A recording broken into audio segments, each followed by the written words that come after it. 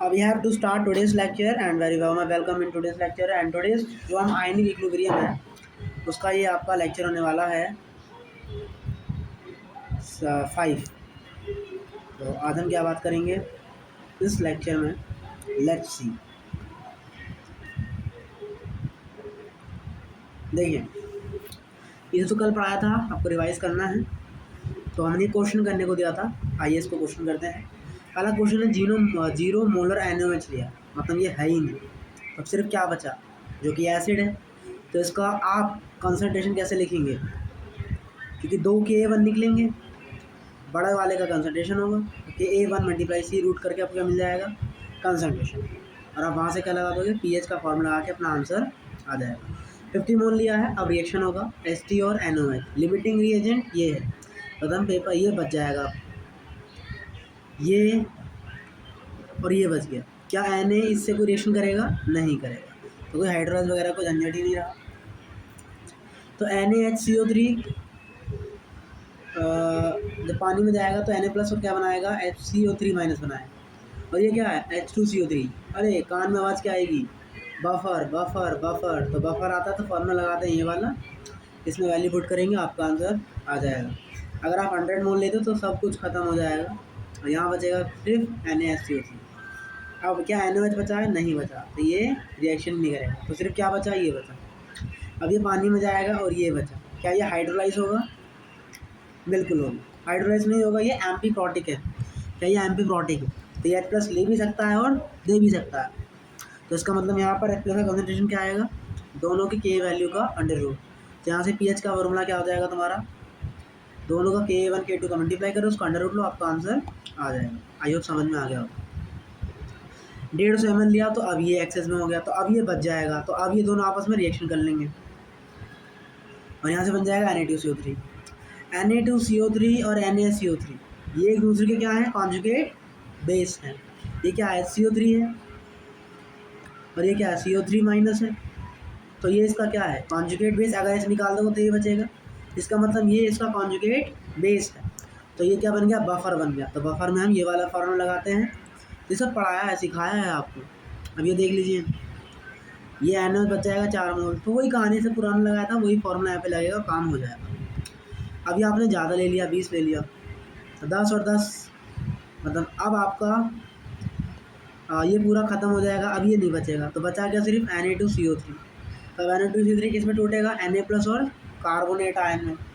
अब carbonate ion किससे मिलकर बना है, ये मिलकर बना है आपके वीक एसिड से। तो उसका क्या होगा, हाइड्रोलाइज होगा। अब हाइड्रोलाइज होगा तो वहाँ से आपका KH फैक्टर निकलेगा, KH फैक्टर में ही आएगा और इसी से ही सारी कैलकुलेशन होगी। तो यहाँ से आपका H प्लस का कंसंट्रेशन क्या आ जाएगा, अंडर रूट KWKA/C। और वहाँ से आपको कंसंट्रेशन मिल जाएगा। फिर आप pH का फॉर्मूला लगाएंगे, आपका आंसर आ जाएगा। ये क्वेश्चन उसी की तरह है। ये एक और क्वेश्चन है, आप इसका होमवर्क करके लेके आएंगे। Is this your task. चलिए, ये रहा एक और क्वेश्चन आपके पास, pKa of lactic acid. Lactic acid का, लैक्टिक एसिड इसे बोलते हैं CH3C, सॉरी लैक्टिक एसिड नहीं है, इसे बोलते हैं lactic acid.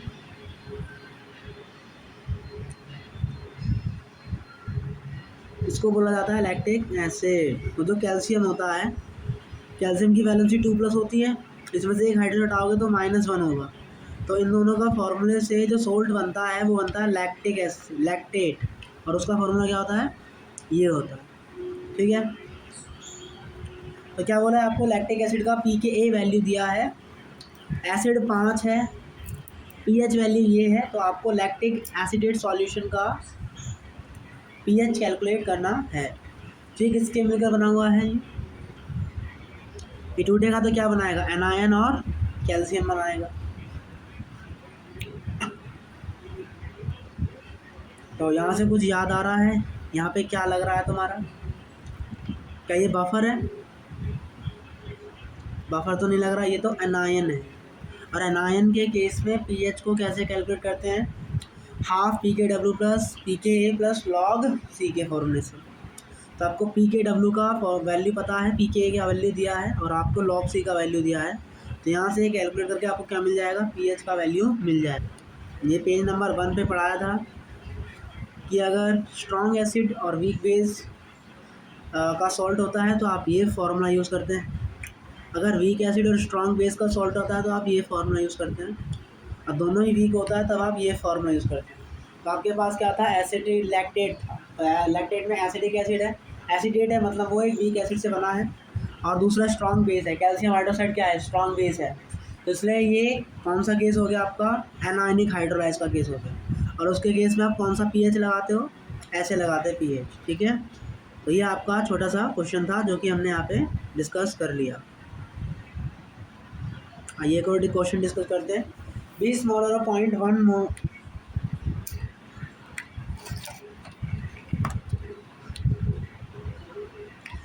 20 molar of 0.1 molar ammonia is mixed with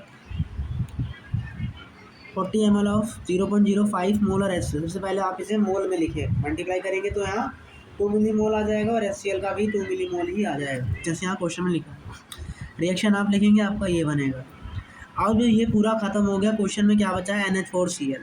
NH4Cl अब पानी से रिएक्ट करेगा, क्या बनाएगा, अमोनिया बनाएगा और Cl बनाएगा। ये कट हो गया और क्या बना, अमोनिया। ये क्या है, वीक एसिड है। वीक एसिड का वीक बेस है, तो वीक बेस का हाइड्रोलाइज होगा तो क्या बनता है वहाँ से, सॉल्यूशन कैसे नेचर का हो जाता है, एसिडिक नेचर। तो अगर आपका कैटायनिक पार्ट हाइड्रोलाइज होता है तो पीएच का फॉर्मूला क्या होता है, उसके लिए सबसे पहले आप कंसंट्रेशन कैलकुलेट करते हैं। कंसंट्रेशन क्या आती है, √KW कंसंट्रेशन डिवाइड में KB, लेकिन अनायनिक पार्ट में KW KA/C आता है।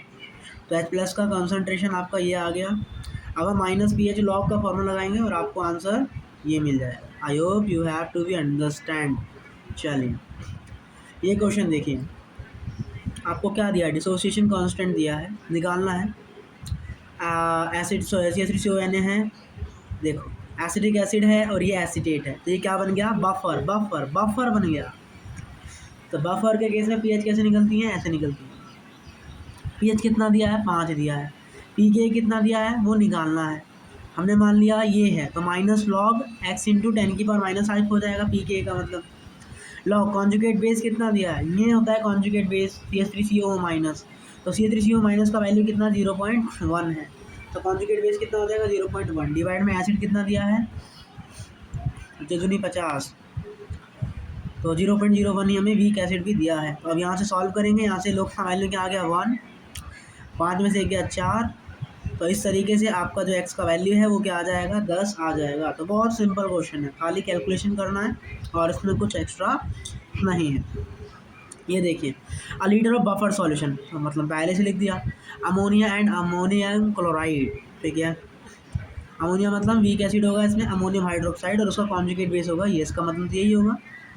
On the addition of HCl by dissolving gas HCl, the pH of the solution is found to be x। जब डिसोल्यूशन करते हो तभी तो HCl जब इसमें डालते हो तो कितना पीएच मिलेगा, वो आपसे क्वेश्चन में पूछा गया। कैसे करेंगे, NH4Cl का मतलब है कि आपके क्वेश्चन में अमोनिया हाइड्रोक्साइड वीक बेस होना चाहिए। तो अमोनिया हाइड्रोक्साइड और अमोनियम प्लस के सॉल्यूशन में आपने HCl डाला है, तो अमोनियम हाइड्रोक्साइड और H+ रिएक्ट करेगा तो क्या बनाएगा, अमोनिया बनाएगा और वाटर बनाएगा। अमोनिया हाइड्रोक्साइड का जो कंसंट्रेशन है इनिशियली कितना दिया है, 0.1। अब आपने क्या करा है, 0.02 मोल HCl इसमें ऐड कर दिया। तो जो अमोनिया H+ बनेगा, जो कॉन्जुगेट एसिड होगा NH4+ जो बन रहा है वो कितना बनेगा, 1 रिएक्ट कर रहा है तो कितना बनेगा, इधर 0.1 रिएक्ट करेगा। फिर आपने क्या किया है, यहाँ पे एडिशन ऑफ इतना mole by HCl by dissolving gas HCl। एक मिस्टेक हो गया यहाँ पे हमसे, क्या मिस्टेक हुआ देखो, T बराबर 0 पर 0.1 मोल आपको अमोनियम हाइड्रोक्साइड दिया है, 0.02 मोल HCl दिया है और 0.01 मोल अमोनिया दिया है, ठीक है। अब कुछ समय के बाद क्या होगा, 0.1 में से इतने H+ घट जाएंगे, क्योंकि इतने जो हैं इतने से रिएक्ट कर रहे हैं। तो अगर आपको इतने क्वेश्चन में दिए हैं तो इतने में से इतने घट जाएंगे और यहाँ पे इतने बन जाएंगे। तो ये आपका कॉन्जुगेट, ये आपका बेस हो गया, ये आपका कॉन्जुगेट एसिड हो गया। दोनों का वैल्यू आपको पता लग गया, दोनों की वैल्यू को यहाँ पुट करेंगे। PKB का वैल्यू क्वेश्चन में दिया है और यहाँ से क्या निकलेगा, POH निकलेगा। तो वहाँ से POH निकल जाएगा आपका ये। अब इसे 14 में से माइनस कर देंगे तो आपका आंसर आ जाएगा ये। तो सबका वैल्यू आपको क्वेश्चन में नहीं आ गया है। आई होप आपसे ये क्वेश्चन हो गया होगा। That is very simple question. चलिए अब हम अपना यहाँ से नया टॉपिक स्टार्ट करते हैं और वो है solubility.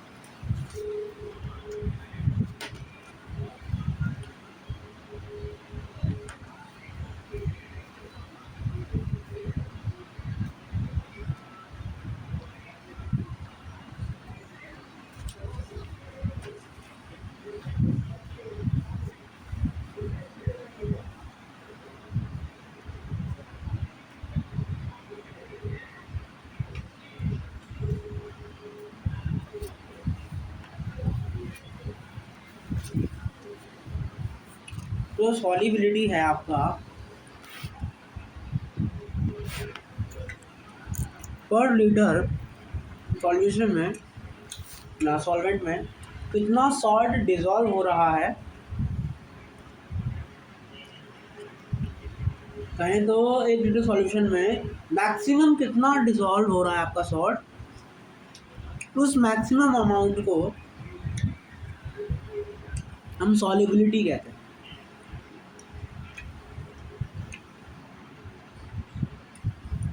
Amount of salt dissolved in its पर लीटर, मैक्सिमम कितना वो डिसॉल्व होएगा उसको आप क्या बोलोगे, सॉल्युबिलिटी बोलोगे। अगर ग्राम है तो ग्राम सॉल्युबिलिटी, मोल है तो मोलर सॉल्युबिलिटी। ठीक है। AgCl है, AgCl पानी में जाते ही घुल जाएगा और Ag plus aqueous of Cl minus में टूट जाएगा। तो इसका जो Kc का वैल्यू होगा वो इसके बराबर होगा और इसी को ही आप क्या कहते हो, KSP कहते हैं, सॉल्युबिलिटी कांस्टेंट कहते हैं। तो अगर आपका आयनिक प्रोडक्ट, दोनों का प्रोडक्ट KSP के वैल्यू से ज़्यादा आ गया तो डिसॉल्यूशन होगा। क्या होगा, डिसॉल्यूशन होगा। इसको आयनिक प्रोडक्ट बोल रहे हैं, दोनों का मल्टीप्लिकेशन को। ये देखिए अगर दोनों का वैल्यू बराबर आ गया तो अब ये और ज़्यादा डिसॉल्यूट नहीं होगा। लेकिन अगर आयनिक प्रोडक्ट का वैल्यू KSP के वैल्यू से ज़्यादा आ गया तो अब आपके सॉल्यूशन में ये घुलेगा नहीं, ये प्रेसिपिटेट बना के नीचे बैठ जाएगा। आइए सबसे पहले सॉल्युबिलिटी कैसे निकाली जाती है, तो हम क्या करेंगे, जैसे मुझे AgCl की सॉल्युबिलिटी निकालनी है तो हम मान लेंगे let the solubility of AgCl is S मोल प्रति लीटर। इसका मतलब S मोल घुल रहा है आपके AgCl में। तो AgCl में कौन कौन घुल रहे हैं, Ag प्लस और Cl माइनस। 1:1 के रेशो में इसका स्टोइचोमेट्रिक कोएफिशिएंट। इसका मतलब अगर इसकी सॉल्युबिलिटी S मोल है तो ये S मोल घुलेगा और S मोल Ag प्लस और S मोल Cl माइनस में टूट जाएगा। तो यहाँ से KSP का वैल्यू क्या आएगा, उनके आयनिक प्रोडक्ट के बराबर आएगा। तो Ag प्लस का वैल्यू क्या है S और Cl माइनस का वैल्यू क्या है S। तो यहाँ से S स्क्वायर बराबर क्या आ जाएगा, KSP। और इस तरीके से जो सॉल्युबिलिटी है under root of KSP value के बराबर आ जाएगा। तो किसी की भी सॉल्युबिलिटी ऐसे जो है काउंट करी जाती है। मान लिया आपको इसकी सॉल्युबिलिटी निकालनी है, माना कि इसका सॉल्युबिलिटी S था, तो अब इसका सॉल्युबिलिटी क्या हो जाएगा, 1 मोल है तो S, 2 है तो 2S। तो KSP बराबर क्या हो जाएगा, 2S की पावर 2। जैसे हम इक्विलिब्रियम कांस्टेंट निकालते हैं वैसे ही S, तो 4x स्क्वायर और x मतलब 4s क्यूब। यहाँ से KSP का वैल्यू क्या आ जाएगा हमारा, सॉरी सॉल्युबिलिटी का वैल्यू क्या आ जाएगा, KSP अपॉन में 4 की पावर 1/3। तो ये आपकी आ जाएगी सॉल्युबिलिटी इस PbCl2। तो ऐसे निकालते हैं सॉल्युबिलिटी किसी की। मान लिया अगर MxNy है और उसकी सॉल्युबिलिटी निकालनी है तो कैसे निकालोगे, माना ये S है इसकी सॉल्युबिलिटी, तो ये कितना टूटेगा, XS, क्योंकि x कोएफिशिएंट आ गए, और ये YS टूटेगा। तो m की पावर x और y की पावर n की पावर n। तो यहाँ से क्या आ जाएगा आपका KSP का वैल्यू ये आ जाएगा। तो कभी भी सॉल्युबिलिटी निकालनी है तो आप ऐसे जो है निकालेंगे। आइए इसको करके देखते हैं। AB2 की सॉल्युबिलिटी निकालनी है तो AB2 किस में टूटेगा, A और 2B में। लेट इसका सॉल्युबिलिटी S है तो इसका सॉल्युबिलिटी क्या हो जाएगा S और इसका क्या हो जाएगा 2S। तो KSP का वैल्यू क्या आ गया, S इंटू 2S का स्क्वायर। इसका मतलब 4S क्यूब के बराबर आ गया KSP का वैल्यू। और KSP कितना दिया है, 10 की पावर -5 दिया है। तो KSP बराबर, सॉरी KSP है कि क्या है, सॉलिबिलिटी आपको कितना दिया, 10⁻⁻5 दिया, तो इसका वैल्यू दिया है।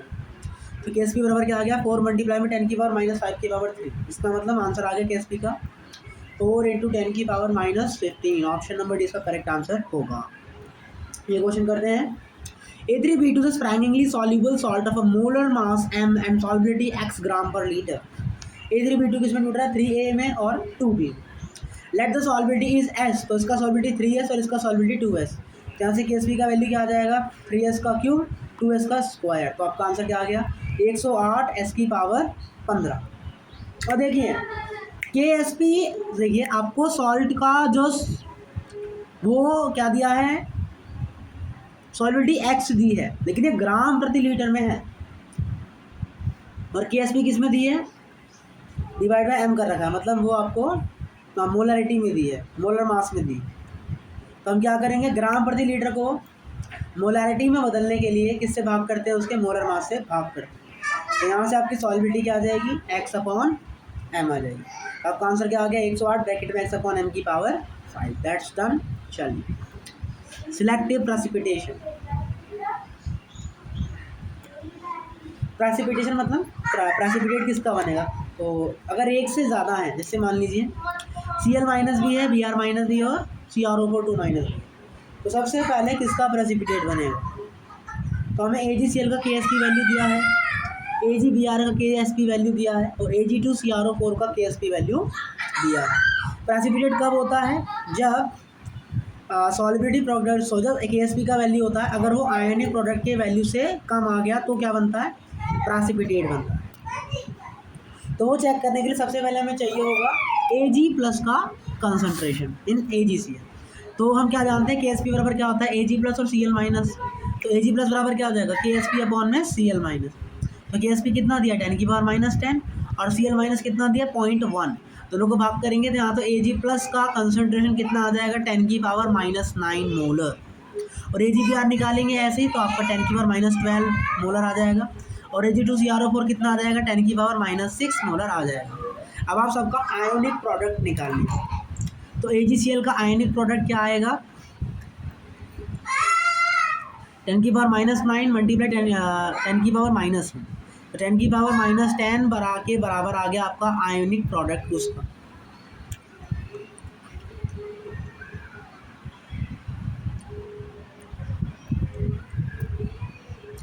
तो इसका तो बराबर आ गया, मतलब इसका सॉल्यूशन सैचुरेट होगा। अब हम निकालेंगे ब्रोमीन का।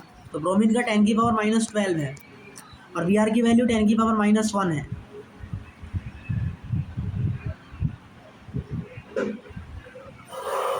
एक सेकेंड,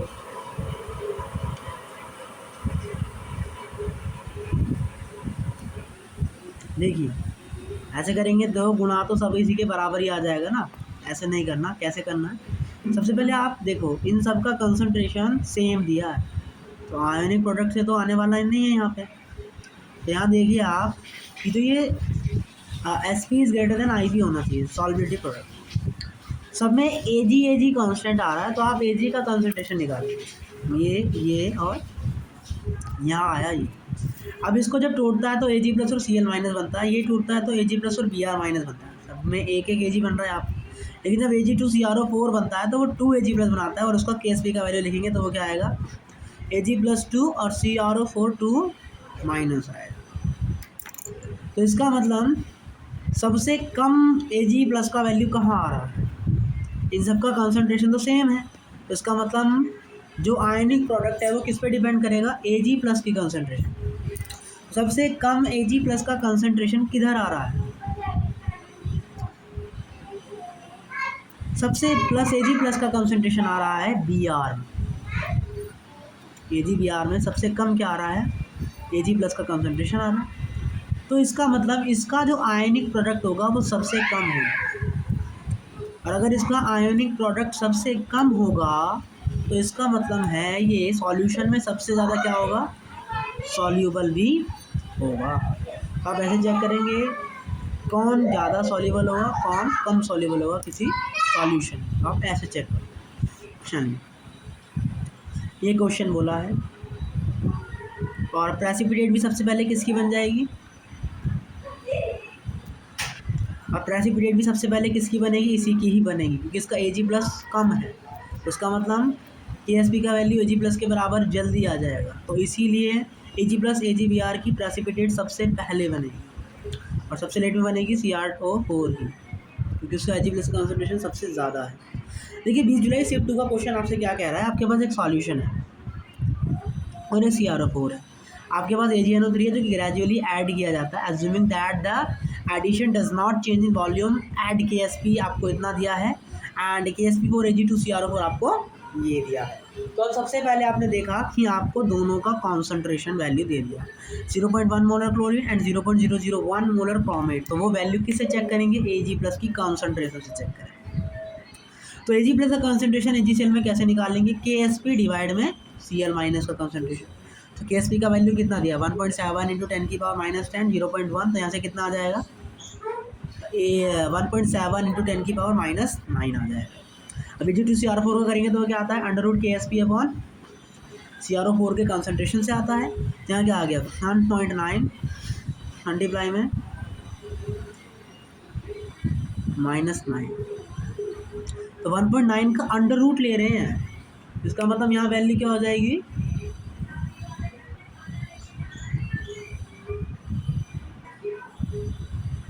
तो वैल्यू कहाँ ज़्यादा आ रही है कहाँ कम आ रही है बताइए सर, यहाँ आ रहा है 1.7 इंटू 10 की पावर -9 और यहाँ कितना आ रहा है 1.9 अंडर रूट में 10 की पावर ना -9, पॉइंट हटाओ, अब इसको अंडर रूट से बाहर निकालेंगे तो यहाँ क्या आएगा 10 की पावर -5, 10 की पावर -5 बड़ा है कि 10 की पावर -9 बड़ा है, सर 10 की पावर -5 बड़ा है, तो इसका मतलब Ag प्लस का कंसंट्रेशन किसका कम है, इसका कम है, तो प्रेसिपिटेट किसका पहले बन जाएगा, AgCl का पहले प्रेसिपिटेट बन जाएगा, तो क्या लिखेंगे AgCl will precipitate first as the amount of Ag plus needed to precipitate is low, तो सिलेक्टिव प्रेसिपिटेट में आपको ऐसे जो है चेक करना पड़ता है और किसका प्रेसिपिटेट पहले बनेगा किसका नहीं बनेगा, आपको जो है ऐसे काम करना पड़ता है।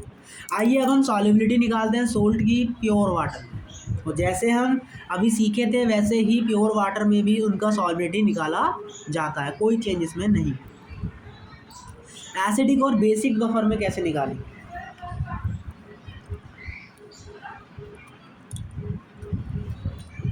तो जैसे आप इन प्योर वाटर में निकालते थे वैसे ही एसिडिक और बेसिक बफर में भी निकालेंगे, याद रखेंगे एसिडिक या बेसिक बफर हो या प्योर वाटर हो दोनों ही केसेस में KSP का वैल्यू वैसे ही निकलेगा।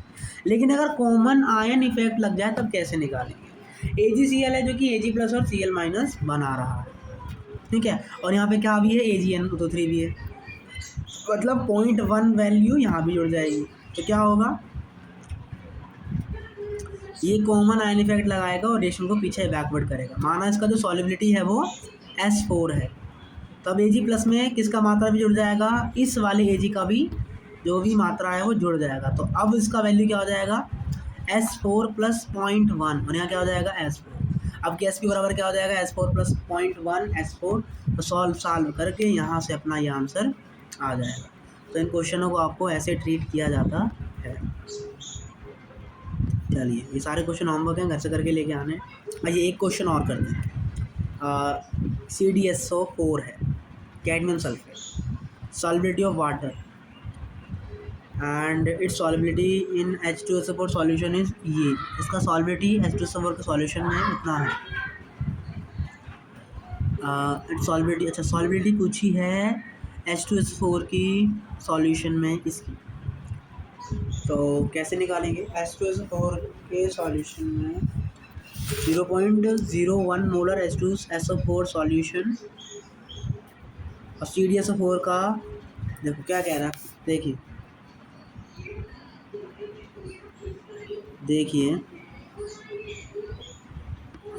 ये कह रहा है CdSO4 में पहले वो नॉर्मल CdSO4 था, तब इसका जो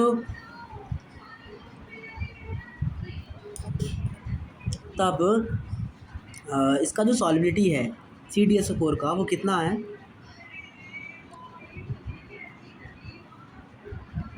ये ठीक है,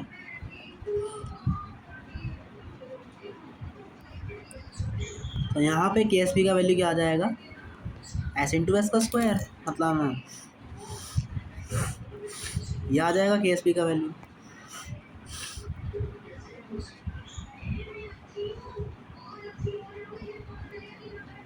अब हुआ क्या, आपने इसमें H2SO4 और ऐड कर दिया, मतलब सल्फेट इस पे दबाव डालेगा तो मतलब इसका जो भी कंसंट्रेशन होगा वो इसकी सॉल्बिलिटी के फैक्टर में और जुड़ जाएगा। तो इसका कंसंट्रेशन कितना दिया है आपको, कॉमन आयन इफेक्ट में ही तो पढ़ाया था, क्योंकि सॉल्बिलिटी में क्या जुड़ जाएगा, 0.01 और आ जाएगा। क्या के एस पी का वैल्यू बदलता है, नहीं, तो के एस पी का वैल्यू तो अभी भी वही रहेगा जो था। अब इस के एस पी के वैल्यू को बराबर कर देंगे दोनों के मल्टीप्लिकेशन से, तो क्या क्या आएगा, एस, ये आ जाएगा। ओके, नहीं के एस पी का वैल्यू तो बदलेगा ही, आई हैव मिस्टेक, है ना। तो नया जो के एस पी है वो क्या आ जाएगा, ये आ जाएगा।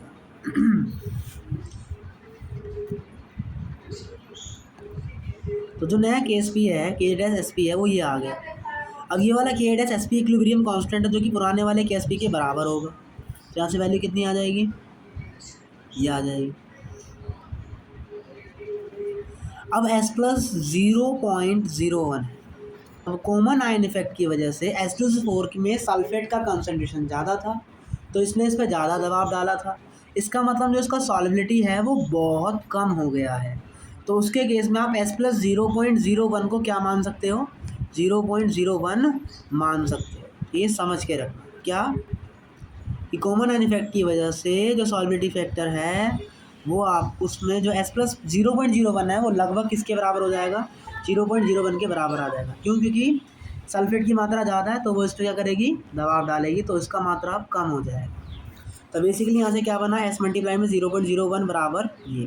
अब 0.01 इधर जाएगा भाग में, ऊपर जाके क्या हो जाएगा, ये 10⁻² -8। तो यहाँ से आपका सॉल्बिलिटी कितना आ गया, H2SO4 ऐड करने के बाद CdSO4 का सॉल्बिलिटी कितना आ गया, 64 × 10⁻⁻6।